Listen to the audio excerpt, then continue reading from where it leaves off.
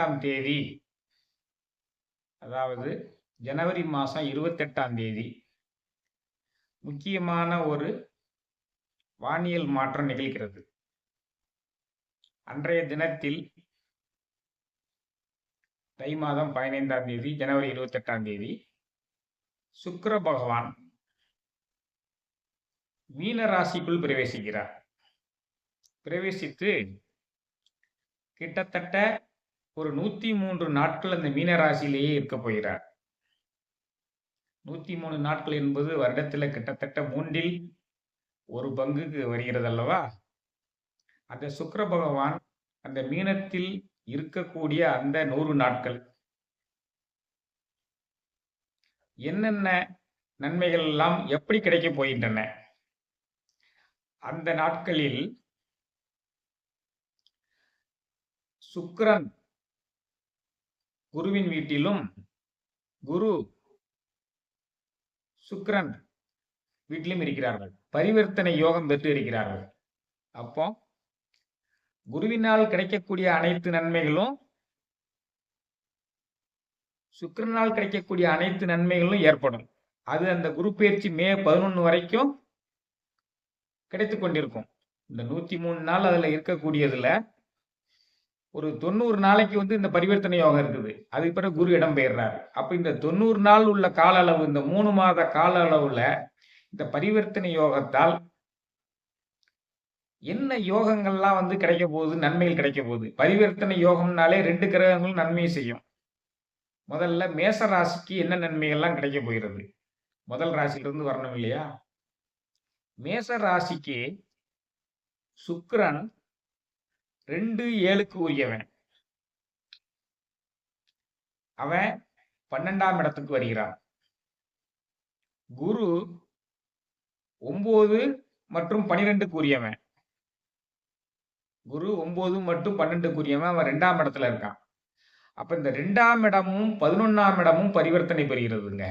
2ஆம் இடத்துக்குரியவனும் 2ஆம் இடத்துக்குரியவனும் 9ஆம் இடத்துக்குரியவனும் பரிவர்த்தனை பெறுகிறது. 2ஆம் இடத்துக்குரியவனும் 9ஆம் இடத்துக்குரியவனும் பரிவர்த்தனை பெறுவதனால என்னென்ன நன்மைகள்லாம் விளையும்? முக்கியமா பொருளாதார முன்னேற்றம் அபரிமிதமா இருக்கும். தன வரவு ரொம்ப அதிகமாக இருக்கும். நீங்க நினைச்சறியாத விதத்தில் எல்லாம் தன வரவு வரும். செல்வாக்கு உயரும். பேச்சு திறமை கூடும். குடும்பம் ஆனந்தமா இருக்கும். அற்புதம் தானே? அதன் பிறகு நோய் நொடிகள் தீரும். கடன் பிரச்சனைகள் குறையும். நோய் நொடிகள் தீரும். கடன் பிரச்சனைகள் குறையும். சுப செலவுகள், நல்ல விதமான செலவுகள், ஆனந்தமான செலவுகளாக இருக்கும். ஆனந்தமான செலவுகள். ஊர் உலகத்தை சுற்றி பார்க்கிறதுக்கு பிக்னிக் போறது, தெய்வ திருத்தலங்களுக்கு சென்று வருவது, புண்ணிய நதிகளில் நீராடுவதற்கு இவ்வளவு வாய்ப்புகள் அமையும். இந்த 3 மாத கால அளவு, ஜனவரி 28 தொடங்கி ஒரு 3 மாத கால அளவுல நீங்க அற்புதமான ஒரு சுக்கிர பகவானால் வரக்கூடிய நன்மையும், குரு பகவானால் வரக்கூடிய நன்மையும் கண்குளிர காண போறீங்க. உங்களுடைய பேச்சு திறமை கூடும். செல்வாக்கு உயரும். பணவரவு அதிகரிக்கும். குடும்பத்தில் அமைதி நிலவும். நோய் நொடிகள்லாம் குறையும். கடன் தொல்லைகள்லாம் குறையும். குறிப்பாக பெண்கள் மூலமாக நீங்கள் சந்தித்து வந்த எதிர்ப்புகள்லாம் குறையும்.